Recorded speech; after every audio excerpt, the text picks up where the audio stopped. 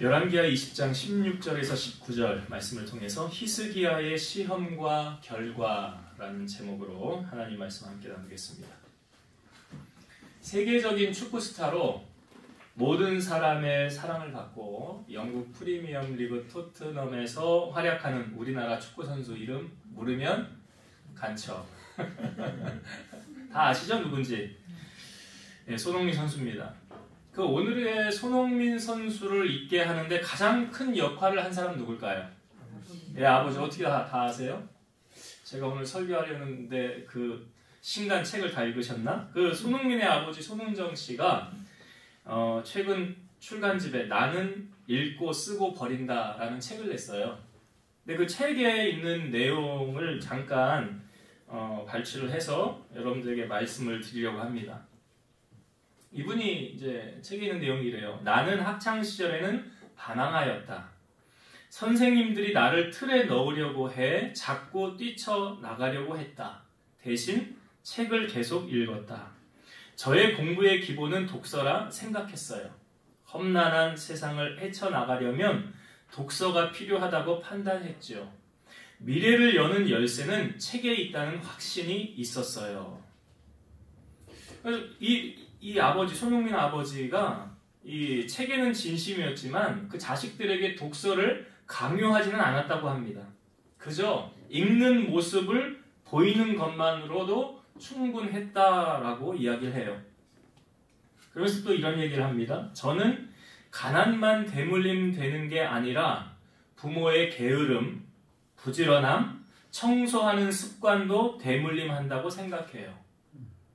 어디 가서 사람과 사람 간의 선을 넘지 않는 부모의 모습을 보면서 자식들도 배운다고 생각합니다. 그러니까 우리 아이들이 그 어린이집 이렇게 다닐 때 주간 계획표를 받아오잖아요. 저기 잊지 않는 한 구절이 있어요. 주간 계획표 제일 밑에 한 줄로 이런 문구가 써 있어요. 가장 좋은 스승은 부모입니다. 써 있더라고요. 그러니까 교육은 뭐 선생님들이 하지만 선생님들하고 보내는 시간하고 집에서 부모님들하고 보내는 시간하고 어디서 보내는 시간이 더 많습니까? 그러면서 이 손흥민 아버지가 계속 이제 인터뷰도 하고 그 말 가운데 이런 이야기를 해요. 이분이 수많은 지식에서 중요한 지혜는 겸손함이다 라고 말하고요. 그런 겸손은 인품으로 드러난다. 그가 손흥민에게 늘 강조하는 것도 인품이라고 했다고 합니다. 그러면서 이렇게 얘기했어요. 또 공 하나 잘 찬다고 해서 월클이 되는 건 아닙니다. 인품을 동반해야 합니다. 친구 같은 부모가 되어줘야 한다고들 하는데 그건 직무유기라고 봐요. 왜냐하면 그러면서 친구 같은 부모가 존재할 수 없다고 단언을 했는데요. 이런 이야기를 덧붙였습니다. 애가 습관적으로 뭘 좀 잘못해도 고쳐야 할 부분이 있어요. 근데 친구들끼리 그게 됩니까? 아니 못 고치죠. 친구가 지식은 할 수 있어도 지적은 할 수 있어도 안 되는 건 안 된다고 끝까지 말해줄 수 있는 건 부모뿐이라고요. 맞지요, 그 말이. 친구가 지적은 해도 그 말이 그게 고쳐지겠어요? 그걸 고칠 수 있는 거는 부모가 역할을 해야 된다라는 겁니다. 그러면서 또 이런 말도 했어요. 큰 부모는 작게 될 자식도 크게 키우고 작은 부모는 크게 될 자식도 작게 키운다. 그러니까 무엇입니까? 부모의 영향에 따라 아이가 커지고 작아지는 게 누구 역할이 크다는 거예요. 부모 역할이 크다는 거예요. 자식에게 물음표를 던지는 사람이 진짜 부모라는 신념을 지녔다고 합니다. 그래서 이 아버지는요, 그 아들 손흥민에게 자주 질문을 던졌다고 그래요. 너 행복하니? 너 꿈은 무엇이니? 하면서 늘 질문했다고 그래요. 그러면 이 손흥민이의 대답이 항상 똑같았대요. 나는 축구하는 게 가장 행복해 라는 대답이 왔다고 그래요. 이 손흥민이 기본기를 익히는 데만 7년의 세월을 쏟아부었다고 합니다. 이 반복되는 일상에 지겨움을 느꼈을 법도 한데 짜증 한 번 안 냈다고 그래요. 이 기자가 이 아버지에게 질문을 합니다. 손흥민 선수가 짜증을 부린 적은 없었습니까? 라고 질문하니까 이 손흥민 아버지가 이렇게 말해요. 짜증이요? 흥민이가요? 아니 자기 꿈이 여기 있는데 무슨 짜증을 내겠어요. 제가 무서워서 순순히 따랐는지도 집중력이 떨어지거나 하면요. 저 아주 매섭게 혼냈거든요. 그 손흥민 짜증 안 냈대요. 축구하면서. 그리고 손흥민의 장점은 무엇입니까? 라고 아버지에게 물었더니 이런 이야기를 해요. 얘는 비교적 인정을 잘합니다. 네, 인정을 좀 잘하는 게 장점입니다. 그리고 이 손흥정 씨가 이 자식에 대해서, 이 교육관에 대해서 이처럼 확신을 가질 수 있었던 이유는 이 사람이 그만큼 공부를 많이 했기 때문이라는 거예요. 학교 공부가 아닌 삶의 지혜가 담긴 책을 통해서 그는 책을 읽으며 아이를 어떻게 키울지, 어떻게 살지에 대해서 계속 고민했다고 합니다. 여러분, 이 땅 위에 존재하는 책들 가운데 가장 베스트셀러가 뭐죠? 가장 많이 팔린 책이 성경이죠. 성경은 하나님의 감동으로 된 것으로 교훈과 책망과 바르게 함과 의로 교육하기에 유익하며 하나님의 사람으로 온전하게 키울 수 있도록 이 성경 안에 모든 지혜가 담겨 있다는 것입니다. 제가 왜 손흥정 씨 얘기를 오늘 말씀을 처음에 출발을 했냐면 이 손흥민의 성공은 그가 아버지를 잘 만났기 때문이 아닙니다. 물론 본인이 성실하게 열심히 한 것도 있겠지요. 제가 손흥정 이분 이야기를 한 이유는 오늘 본문에 히스기야의 삶을 살펴볼 때 아주 좋은 예가 되기 때문에 먼저 소개를 한 거예요. 오늘 본문의 주인공은 히스기야라는 사람입니다. 이 히스기야는 남유다 13번째 왕이에요. 특별히 여호사밧과 요시야와 함께 남유다의 3대 현군으로 뽑힙니다. 그는 25세의 왕이 되어서요. 그가 왕이 돼서 가장 먼저 한 일이 뭐냐 보니까 여러 산당을 제거했어요. 그리고 하나님의 성전을 성결하게 했고 더러운 것을 제거했어요. 그리고 하나님께 번제를 드리지 않아 여호와께서 유다와 예루살렘에 진노하시고 내버려 두사 두려움과 놀람과 비웃음거리가 되게 하셨는데 이제 하나님 앞에 제사를 드림으로 하나님께로부터 우리가 복을 누리고 살자. 그러니까 하나님 잘 섬기면 하나님 가만히 계시지 않잖아요. 히스기야를 성경에 우리에게 보여줄 때 제가 이야기 자주 하죠. 성경은 가감하지 않는다고. 없던 말을 만들어내지 않는다고. 있는 사실을 그대로 우리에게 보여준다고 하잖아요. 왜? 성경은 유인전이 아니기 때문에. 그럼 이 히스기야를 성경에서 어떻게 소개하는가 제가 몇 구절 읽어볼게요. 열왕기하 18장 3절. 히스기야가 그의 조상 다윗의 모든 행위와 같이 여호와께서 보시기에 정직하게 행하여. 하나님 보시기에 정직했더라. 말 다 한 거예요. 여기에 더 덧붙일 말이 있어요? 하나님 보시기에 정직했더라. 그럼 끝난 거예요. 그보다 더한 칭찬이 어디 있어요? 자, 열왕기하 18장 5절. 히스기야가 이스라엘의 하나님 여호와를 의지하였는데 그의 전후 유다 여러 왕 중에 그러한 자가 없었으니. 이게 뭔 의미입니까? 유다의 어떤 왕보다도 히스기야는 하나님을 더욱 의지했더라. 그러니까 히스기야만큼 하나님을 더 의지한 왕이 없었더라 이 말이죠. 한 구절 더 볼게요. 열왕기하 18장 7절. 여호와께서 그와 함께 하심에 그가 어디로 가든지 형통하였더라. 저는 이 형통이라는 단어 참 좋아하거든요. 그런데 이 형통은 내가 잘한다고 되는 거 아니에요. 이 형통은 하나님의 도움 없이는 불가능한 거예요. 그렇잖아요. 하나님 도와주셔야 형통이라는 삶을 누릴 수 있는 거거든요. 그러니까 어떻게 하니까 형통했대요? 여호와께서 그와 함께 하심에. 하나님이 함께 하니까 형통한 삶으로 연결이 되더라.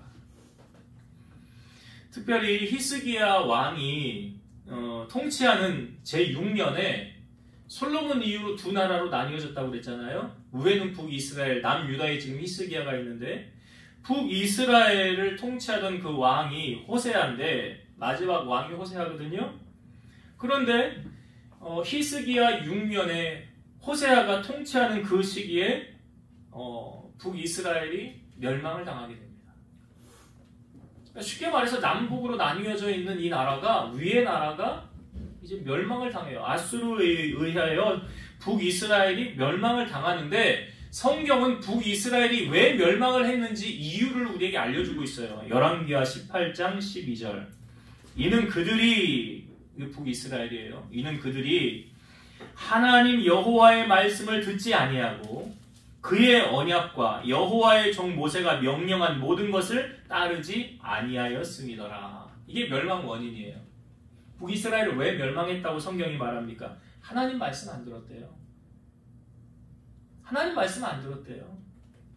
그리고 하나님과 한 약속 지키지 않았대요. 그러니까 하나님이 이 나라를 지키고 보호할 수가 없는 거잖아요. 여러분, 성경은 우리에게 성공하는 방법도 알려주고 있고 번성하는 방법도 알려주지만 망하는 방법도 알려줍니다. 하나님을 떠나 내 맘대로 하려고 하려는 마음, 하나님이 받으셔야 되는 영광을 내가 가로채고, 헤롯 왕이 그랬잖아요. 사도행전에 나온, 좀 이따 얘기를 하려고 그러지만 그렇게 하면 망하는 거예요. 사도행전 앞부분에 나오면 엘리 제사장 나오지요. 엘리 제사장의 두 아들이 행실이 나빠 여호와를 알지 못하였더라. 제사 드리는 거 생거 날거 가져다가 자기 마음대로 하고 회막에서 수정드는 여인 데려다가 동치마. 그러니까 이 아버지가 다 듣잖아요. 소문을. 그 아들들에게 얘기하잖아요. 야, 우리가 사람에게 죄를 범하면 용서를 받지만 하나님께 죄를 범하면 어떻게 하냐. 그러지 말아라라고 권면을 합니다. 근데도 안 들어요. 안 들어요. 근데 더 큰 문제는 뭐냐면 엘리에게 있죠. 하나님의 사람을 보내어서 이런 말을 하잖아요. 너는 어떻게 나보다, 하나님보다 네 자식들을 더 사랑하냐. 그래서 블레셋과의 전쟁에서 법궤 뺏기고 두 아들 전쟁통에 다 죽게 되지 않습니까? 이 엘리의 두 아들의 죄가 심히 큰 것은 성경에 이렇게 말해요. 여호와의 제사를 멸시하였더라. 여호와의 제사를 멸시하였더라. 예배를 하찮게 여겼더라 이 말 아니에요. 예배를 소중히 안 여겼다 이 말 아니에요. 북이스라엘을 물리친 아수르가요, 이번에는 남유다를 향하여 쳐들어온다고 선전포고를 합니다. 이 사실을 보내서 편지를 써서 보냅니다. 그 편지를 이제 내용이 이런 거죠. 아수르 왕이, 야, 내가 전쟁에서 진 적이 없거든. 너희들도 이제 내게 항복하게 될 거야. 내게 무릎을 꿇게 될 거야. 그런 이야기를 해요. 그 편지를 받아놓고 히스기야가 얼마나 두려웠겠어요.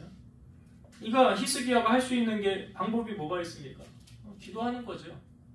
그러니까 하나님 앞에 그 편지를 내놓고 이렇게 히스기야가 기도했어요.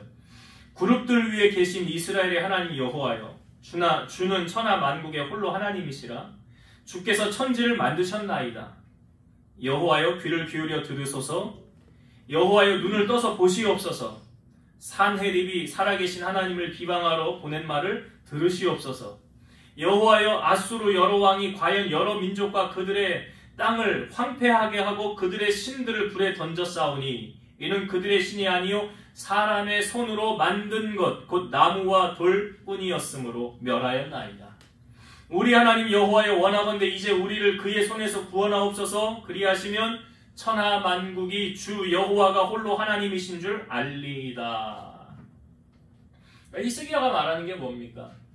지금 아수르가 멸망시킨 나라는 다 가짜 신들이 통치하는 나라. 그들이 믿는 신들은 다 가짜 신이었지만 내가 믿는 신은 참신, 살아계신 하나님 아니십니까? 그러니 하나님이 도우셔야 우리가 이길 수 있습니다. 그리고 이 전쟁을 통해서 하나님이 살아계시다는 것을 만방에 선포하여 주옵소서. 이런 내용의 기도를 히스기야가 올렸어요. 자, 하나님께서 이사야 선지자를 통해서 히스기야에게 가서 이런 말을 대신 전하게 합니다. 이제 이사야가 와서 히스기야에게 말하는 거예요. 이스라엘의 하나님 여호와의 말씀이 네가 아수르 왕 사네립 때문에 내게 기도하는 것을 내가 들었노라. 그러므로 여호와께서 아수르 왕을 가리켜 이르시기를 그가 이 성에 이르지 못하며 이리로 화살을 쏘지 못하며 방패를 성을 향하여 세우지 못하며 치려고 토성을 쌓지도 못하고 오던 길로 돌아가고 이 성에 이르지 못하리라 하셨으니 이는 여호와의 말씀이니라. 자, 이사야 선지자가 하나님의 말씀을 대언합니다. 쉽게 말하면 어떤 내용이에요? 아수르가 너희를 치지 못할 것이다. 하나님께서 너희를 지키실 것이다. 이 말이죠. 자, 이 말씀을 하시고 성경에 보니까 그 밤에 여호와의 사자가 나와서 아수르 진영을 이렇게 한번 쏴 훑고 지나갑니다. 아수르 진영의 군사 18만 5천 명이 그날 다 송장이 됐어요. 그리고 아수르 왕 사네립은 떠나 니느웨로 갔을 때 자기 신하에 의해서 그 자기 신전에서 경배할 때 칼에 죽임을 당하게 됩니다. 자, 이런 큰 은혜를 체험한 히스기야에게 청청병력 같은 소리를 듣게 됩니다. 자, 이사야 선지자가 이번에는 와서 히스기야에게 이런 말을 합니다. 여호와의 말씀에 너는 집을 정리하라. 내가 죽고 살지 못하리라 하셨나이다. 자, 히스기야가 얼굴을 벽으로 향하여 또 이번에도 기도하지요. 이런 기도를 하나님 앞에 올려드렸어요. 여호와여 구하오니 내가 진실과 전심으로 주 앞에 행하며 주께서 보시기에 선하게 행한 것을 기억하옵소서 하고 심히 통곡하였더라. 제가 앞부분에 히스기야가 왕이 되었을 때 어떤 일을 했는지 말씀드렸잖아요. 우상을 타파하고 무너졌던 예배를 회복하고 예배 제사를 다시 회복하고, 그러니까 하나님 앞에 예배가 회복됐다는 거거든요. 그렇게 하나님의 영광을 높이는 일을 히스기야가 해냈잖아요. 그러니까 히스기야가 말하는 거예요. 내가 주 앞에서 진실과 전심으로 행한 것 추억하여 주옵소서. 그렇게 심히 통곡할 때 하나님이 이번에도 이사야를 통해서 하나님의 말씀을 가서 대언하게 합니다. 이런 말을 대언했어요.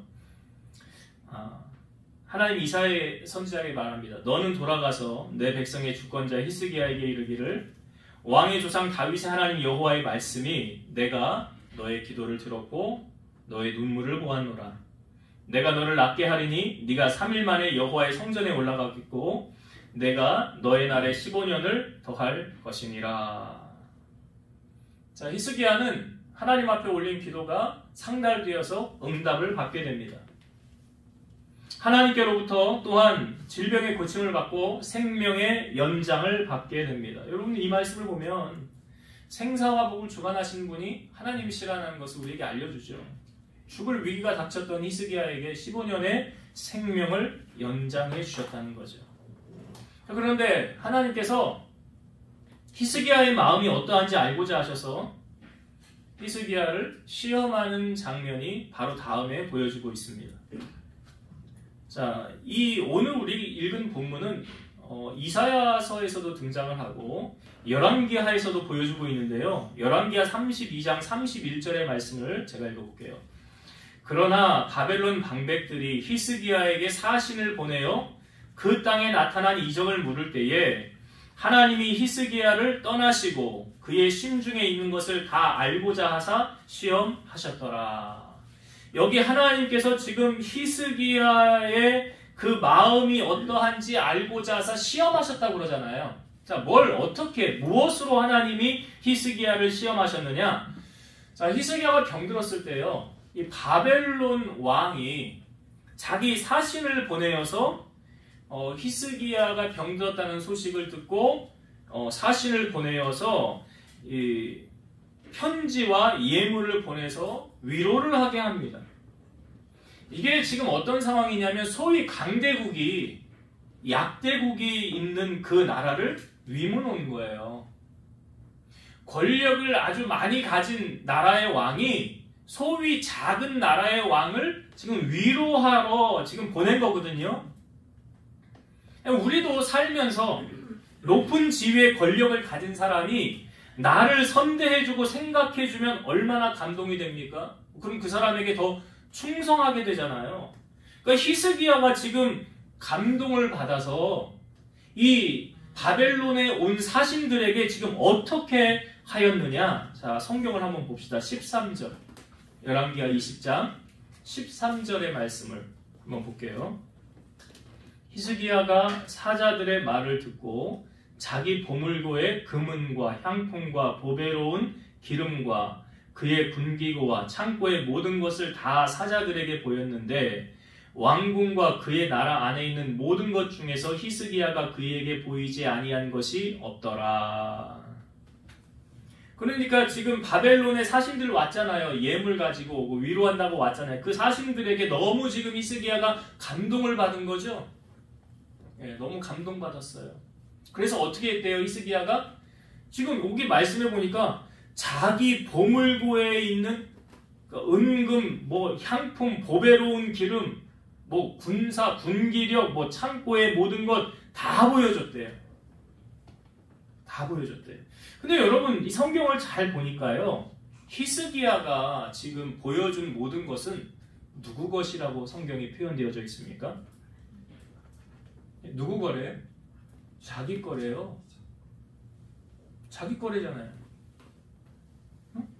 히스기야가 사자들의 말을 듣고 자기 보물고에라고 표현하고 있죠. 자기 거래요. 네. 여기 있는 모든 것은 다 지금 자기 걸로 지금 히스기야가 크게 뭐 하고 있어요? 착각하고 있더라. 착각하고 있어요.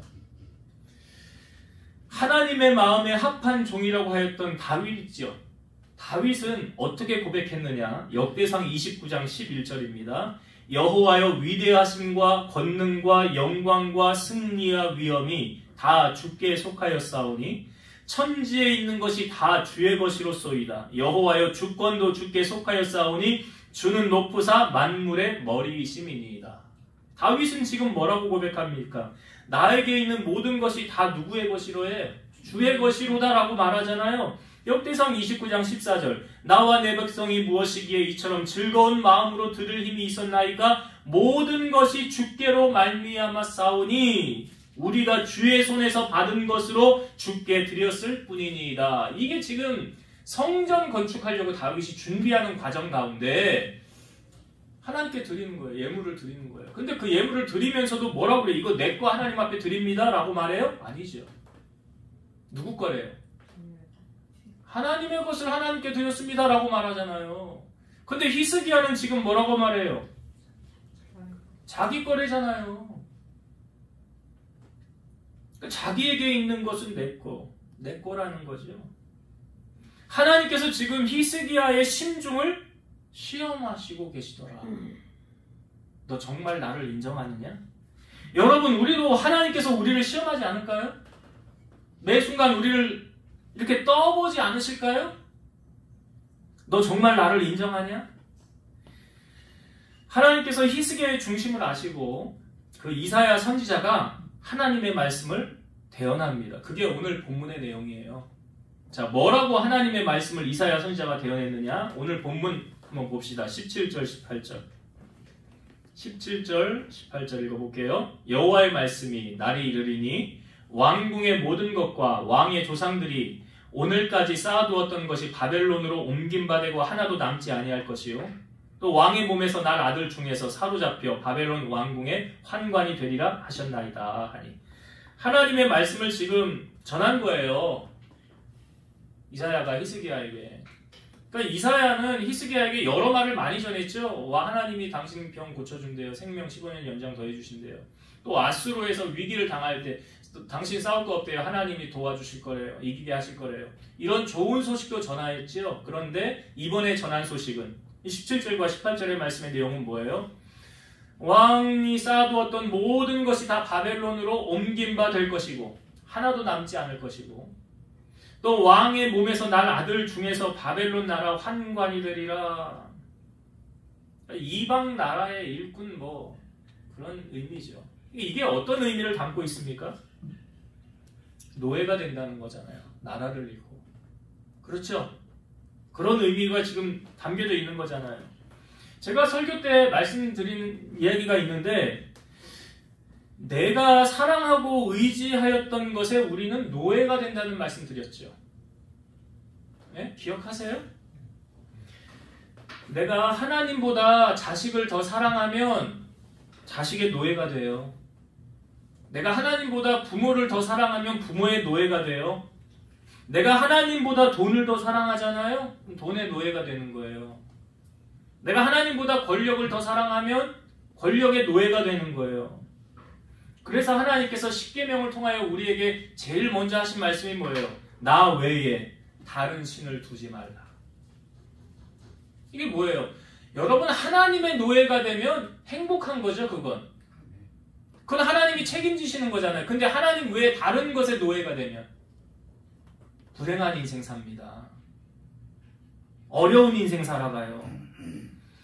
하나님의 노예가 되면 말씀하셨죠. 내가 천대까지 복을 너희에게 내릴 것이라. 나 여호와 너의 하나님은 질투하는 하나님이시라. 여러분 제발요. 하나님보다 더 사랑했던 것 다 처분하세요. 다 마음 내려놓으시라고요. 아니 하나님께서 아브라함을 통하여 마지막으로 하였던 시험이 아브라함에게 가장 어려운 시험은 이삭을 바치는 거죠. 아니 아브라함에게 너 전대산을 나에게 바쳐라 이거 하고 아브라함에게 너 이삭을 내게 바쳐라 어느 게 더 아브라함에게 어렵겠어요? 그렇죠. 아들 바치는 게 더 어려운 거죠. 그런데 그 어려운 걸 하나님이 지금 아브라함에게 마지막 시험했잖아요. 지금 히스기야에게 하나님이 지금 바벨론 사신들 보내서 이게 뭐 한 거라고요? 심중 떠본 거라고요? 마음 떠본 거라고요? 너 마음 어떤가? 좀 보자. 잠언 21장 2절 사람의 행위가 자기 보기에는 모두 정직하여도 여호와는 마음을 감찰하시느니라. 히스기야가 여러분 생명 연장 15년 받았잖아요. 그리고 나서 히스기야가 하나님 감사합니다. 하나님 나의 생명을 15년 연장시켜줬으니 너무나 감사합니다 하고 하나님께 영광 돌린 사건이 있습니까? 없습니까? 자, 성경을 제가 읽어볼게요. 역대하 32장 24, 25절입니다. 그때 히스기야가 병들어 죽게 되었으므로 여호와께 기도하며 여호와께서 그에게 대답하심으로 또 이적을 보이셨으나 히스기야가 마음이 교만하여 그 받은 은혜를 보답하지 아니하므로 진노가 그와 유다와 예루살렘에 내리게 되었더니. 다시 중요한 부분을 다시 읽어볼게요. 히스기야가 마음이 교만하여 그 받은 은혜를 보답하지 아니하므로.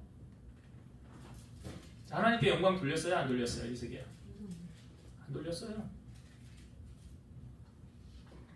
비슷한 사건이 사도행전에 나오죠. 헤롯 아그리파 1세 연설했는데 사람들이 뿅 갔어요. 와, 신의 소리다. 근데 그 다음에 그가 벌레에게 먹혀 죽습니다. 그 죽은 이유가 이거지요. 사도행전 12장 23절 헤롯이 영광을 하나님께 돌리지 아니하므로 주의 사자가 곧 친히 벌레에게 먹혀 죽으니라. 하나님이 받아야 될 영광을 자기가 쏙 가로챘어요. 죽었어요. 벌레에게 먹혀서. 여러분 히스기야 하나님 앞에 영광 돌렸습니까? 안 돌렸습니까? 교만하여서 은혜를 보답하지 않았더라. 영광 돌리지 않았더라. 이사야를 통해서 하나님의 말씀을 받은 히스기야가 어떤 반응을 일으켜야 될까요? 그러면 아까 질병 걸렸을 때처럼 통회하고 회복하고 자복하고 하나님 나 잘못했습니다. 용서해 주세요. 해야 되잖아요. 그런데 그런 모습이 안 보여요. 자, 오늘 본문의 19절을 한번 볼까요? 이게 이제 히스기야의 반응이에요. 19절. 히스기야가 이스야에게 이르되 그 앞에 17, 18절 말 듣고 하는 대답이지요. 당신이 전한 바 여호와의 말씀이 선하니이다 하고 또 이르되 만일 내가 사는 날에 태평과 진실이 있을진데 어찌 선하지 아니하리요 하니라. 이 무슨 말인지 아시겠어요? 아이 내 뒤에 뭐 나라를 잃든 말든 자식이 뭐 노예가 되든 말든 난 상관없어요. 나만 괜찮으면 돼요. 지금 그런 거 아니에요? 히스기야가? 아니 나라를 뺏기든 말든 나에게 있는 거 그 뒤에 뭐 다 사라지든 말든 상관없어요. 당신 말이 선하고 좋습니다. 아니 내가 사는 날에 태평과 진실이 있으면 됐지요 뭐. 이 말이죠. 여러분 히스기야가 생명 연장을 15년 받았잖아요. 그게 어떻게 보면 이렇게 안 좋게 생각하면 죽을 날 받아놓은 거 아닙니까? 15년의 생명을 연장받았지만 나 이제 15년 뒤에 죽어. 죽을 날 받아놓은 거잖아요. 역으로 생각하면. 그러면 히스기야가 남은 생에 어떻게 살아야 될까요? 그 15년을 어떻게 살면 좋을까요? 아니, 여러분들 같으면 15년, 나 이제 15년밖에 못 산대. 그럼 여러분은 어떻게 사실 거예요? 이거 히스기야 생각하지 말고 나에게 적용을 해서 생각을 해보시라고요. 하루하루 최선을 다하며 하나님 나라와 의를 구하고 선한 사업에 힘쓰고 구제하고 이름도 없이 빛도 없이 섬기며 예수님처럼 살아야 되겠다 하는 사람이 있을 것이고, 아니면 아니 어차피 이래도 죽고 저래도 죽는데 뭐 내 한 몸 실컷 즐기다가 하고 싶은 거 다 하고 죽어야지. 여러분 성경에 히스기야가 생명 연장을 받은 15년 동안 뭐 했는지 기록이 없어요. 뭐 했는지 기록이 없어요. 근데 한 가지 남긴 게 있어요. 그가 병들고 아마 이제 15년 기한이 정해졌잖아요. 한 3년 차에, 2년 3년 차에 아들 하나 낳게 됩니다. 이 아들이 므낫세예요. 제가 아까 손흥민 선수의 가장 큰 영향을 준 사람은 누구라고 그랬죠? 예, 아버지예요. 그럼 므낫세의 삶에 가장 큰 영향을 준 사람은 누굴까요? 히스기야겠죠. 여러분 우리는 자녀를 변화시키려고 하지 말고요.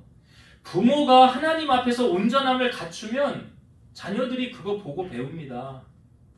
말하지 않아도 다 그거 보고 따라와요. 그럼 히스기야의 삶이 므낫세에게 어떤 영향을 줬을까 궁금하지요. 그 히스기야가 그 생명 연장받은 15년 기간에 남은 업적이라고는 딱 하나 아들 낳은 거. 그리고 아들과 같이 이제 한 12년 같이 살은 거. 그거밖에 없어요. 그런데 이 어떤 영향을 므낫세가 히스기야에게 받고 자랐을까 궁금하죠. 그걸 성경이 우리에게 알려주고 있어요. 자, 성경 한번 봅시다. 열왕기하 21장 2절과 3절만 볼게요. 열왕기하 21장 2절과 3절. 므낫세가 누구라고요? 히스기야의 아들이에요. 므낫세가 여호와 보시기에 악을 행하여 여호와께서 이스라엘 자손 앞에서 쫓아내신 이방 사람의 가증한 일을 따라서 그의 아버지 히스기야가 헐어버린 산당들을 다시 세우며 이스라엘 왕 아합의 행위를 따라 바알을 위하여 제단을 쌓으며 아세라 목상을 만들며 하늘의 일월 성신을 경배하며 섬기며, 이 뒤에도 쭉 나오는 내용이 뭐냐면 하나님을 향한 마음이 하나도 없어요. 우상을 섬기고. 그러니까 이 므낫세가 히스기야에게 어떤 영향 받았는지 대충 이해되시죠? 그럼 히스기야 그 생명 연장 받은 15년 동안 어떻게 살았을까 대충 이해가 되시죠? 성경에 기록되어지지 않아도. 제가 목회를 하면서 목회 초년 이제 처음에 있었던 일인데, 두 분 집사님 내외가 저희 교회로 왔어요. 근데 이제 아는 분을 통해서 왔는데 이 아내 되는 분이 췌장암 4기였어요. 병원에서 해줄 거 없다. 돌아가라. 집에서 그냥 쉬다가 그냥 세상 이별하는 수밖에 없다. 그런 마음이니까 이제 얼마나 지푸라기라도 잡고 싶은 심정이겠어요. 저 교회 등록을 해서 와서 신앙생활을 좀 하다가 제가 아는 분을 소개로 이 여자 집사님은 이제 기도원에 가게 됐어요. 이 기도원에서 이제 거기 하루에 3번 이제 예배가 있고 이제 거기서 이제 일상을 거기서 따라야 되죠. 그래서 이 남자 집사님하고 같이 주말에는 시간 날 때 가서 얼굴 보고 같이 예배 드리고 이렇게 돌아오는 그런 시간을 가졌었어요. 근데 정말 하나님은 놀라운 일을 행하세요. 그 췌장암 사기였던 그분이 하나님 은혜로 고쳐졌어요. 이게 어떻게 확증이 됐냐면 그 췌장암 사기 그 CT 찍은 사진하고 기도 내려와서 다 이제 내 상태가 어떤지 궁금하잖아요. 사진 찍은 사진하고 이 의사가 이제 비교를 해보면서 고개를 갸우뚱갸우뚱 하는 거예요. 이상하다 그래. 이 전에 췌장암 받았을 때하고 이후에 하고 똑같은 사람인데 이 전에는 이제 사기로 이제 다 보여줬는데 여기서는 흔적만 남고 병이 고쳐졌다는 거예요. 없어졌다는 거예요. 어떻게 이런 일이 있을 수가 있네요. 의사가 깜짝 놀라는 거죠. 그러고 나서 이제 그 집사님이 저희 교회에서 신앙생활을 하는데 처음에 아주 열심히 하시더라고요. 왜요? 죽을 위기에 있는 사람이 다시 살아났잖아요. 그러니까 하나님 앞에 충성을 하는 거예요. 열심을 하는 거예요. 이것저것 막 섬기고. 그런데 참 안타깝게도 시간이 지나면서 점차 하나님과 멀어지더라고요. 구역예배 드리러 갔더니 저 장에 가야 된다고 시장에 가고 오후 예배 빼먹고 안 드리고 장사해야 된다. 어떻게 됐을까요? 안타깝게도 하나님이 다시 그 병이 재발하겠어. 그래서 얼마나 살지 못하고 그만 갔어요. 하나님 나라 갔겠죠. 그것을 보면서 제가 우리 하나님은 죽이기도 하시고 살리기도 하시는구나. 못하시는 것이 없구나. 다 하실 수 있구나. 문제는 누구에게 있느냐? 나에게 있구나. 나에게 있더라. 설교를 준비하면서 그 생각이 나서 우리가 오늘 히스기야도 그런 모습을 없잖아 우리에게 보여주고 있잖아요. 그러면서 우리가 어떻게 살아가야 되는가, 우리의 삶을 살아갈 때 우리에게 반면교사의 모습을 또 히스기야가 보여주고 있지는 않는가 하는 생각이 들어요. 자, 이제 말씀을 정리하고 결론을 맺을게요. 히스기야의 생명 연장은 그에게 독이었을까요? 약이었을까요? 간절히 기도해서 15년의 생명의 연장을 받았어요. 그러면 그는 정해진 기한의 삶을 어떻게 살아가야 됐을까요? 먼저 해야 될 것은 무엇입니까? 여러분, 하나님 앞에 영광 돌리는 삶이죠. 하나님은 우리를 통해서 영광 받기를 원하시죠. 그런데 우리가 히스기야의 삶을 보니까 그는 그 받은 은혜를 보답하지 않았더라. 그 이유가 뭔지 아시죠? 교만이라는 거죠. 교만하면 하나님께 영광 돌리지 않습니다.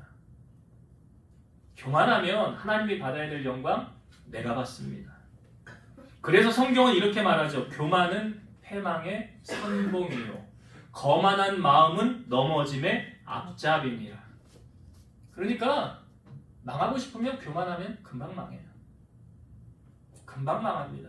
반대로요, 겸손은 뭐래요? 존귀의 앞잡이라. 그러니까 하나님이 교만한 사람은 물리치시고 겸손한 자에게 은혜를 주신다 그러잖아요. 그러니까 오늘 이 바벨론의 사신들을 통하여 히스기야의 마음을 하나님이 보신 거죠. 시험하셨다고 그랬잖아요. 시험하신 거죠. 그때 히스기야가 자기에게 있는 모든 거 다 자기 거라고 말하잖아요. 근데 다윗은 그렇게 말하지 않았잖아요. 나에게 있는 모든 것은 다 주께로부터 와서 다 주님 것입니다라고 말하잖아요. 마찬가지죠. 우리의 삶에. 여러분들의 삶에 내 주위에 있는 모든 것, 나의 생명까지도 하나님의 것인데요. 내 소유는 아무것도 없다는 사실을 여러분 잊으시면 안 돼요. 그리고 항상 우리의 마음으로 겸손으로 허리를 동이라라고 말씀하십니다. 겸손하면 하나님 앞에 영광 돌리게 되어 있어요. 나를 낮추게 되어 있어요. 자, 히스기야의 삶에 이 생명 연장받는 15년에 남은 것이 뭐가 있다고요? 므낫세 하나 아들 남겼지요. 하나님을 경외하는 자녀로 성장시켜야 하는데 이 므낫세의 모습을 통해서 그런 게 보여요, 안 보여요? 그러니까 여러분, 자녀가 신앙생활 잘하길 원한다면 내가 먼저 잘했어. 내가 본을 보여야 되는 거예요. 나는 하지 않으면서 자녀에게 강요하는 것 옳지 않아요. 또 성경에 보니까 여러분, 자식을 팔아먹는 부모도 있고요. 자식을 정말 먹을 것이 없어서 삶아 먹는 부모도 있더라고요. 이 아합의 아들 여호람 통치시기에 이 사마리아를 이렇게 둘러쌌잖아요. 이 아람 군대가 와서 이게 둘러싸니까 먹을 거 없다고 아들까지 삶아 먹는, 부모도 아니죠 그건. 여러분, 정말 부모로서 자녀들에게 존경받는 일을 내가 하고 있는가, 신앙의 본을 보이고 있는가, 말로 하는 게 아니고요, 삶으로 보이는 거예요. 안타깝지만 히스기야는 므낫세에게 그런 걸 전수하지 못한 것 같지요. 우리는 성경을 통하여 사사 시대가 왜 왔는가도 우리는 알아요. 여호수아가 죽은 이후로, 그 시대의 사람들, 장로들이 다 죽은 이후로 다른 세대가 세워졌더라고 그랬어요. 신앙의 전수를 이어받지 못했다는 거예요. 그러므로 사사 시대가 시작되지 않았습니까? 오늘 여러분들을 통하여 여러분들의 가정의 가문에 하나님이 어떤 역사를 펼치길 원하십니까? 여러분을 통하여 정말 천대까지 복을 누리는 복된 가정, 나는 여호와 하나님만을 경배하고 그분의 영광을 위해서 내가 살아가리라 라는 겸손한 마음으로 하나님을 잘 섬기신다면 놀라운 하나님의 축복이 여러분들 가정과 여러분 세대 가운데 이어질 줄로 믿습니다. 그런 은혜가 함께하게 되기를 주의 이름으로 축원드립니다. 기도하시겠습니다. 오늘도 살아서 역사하신 하나님, 우리 하나님은 사람의 마음을 감찰하신다고 하셨습니다. 히스기야의 마음을 떠보신 하나님, 그리고 그 중심을 아시는 하나님, 오늘 우리의 마음도 헤아려 보실 때에 우리 또한 교만하여서 하나님께 영광 돌리지 않고 그 받은 은혜에 보답하지 않고 살지는 않았는지요. 우리 자신을 돌아보면서 나는 항상 겸손히 낮아지고 주님만을 높이는 우리 성도들 되게 하셔서, 또한 하나님을 가장 사랑하는 하나님의 노예가 되게 하셔서 하나님께로부터 천대까지 은혜와 복을 누리고 살아가는 우리 성도들 다 되게 하여 주옵소서. 예수님 이름으로 기도드리옵나이다. 아멘.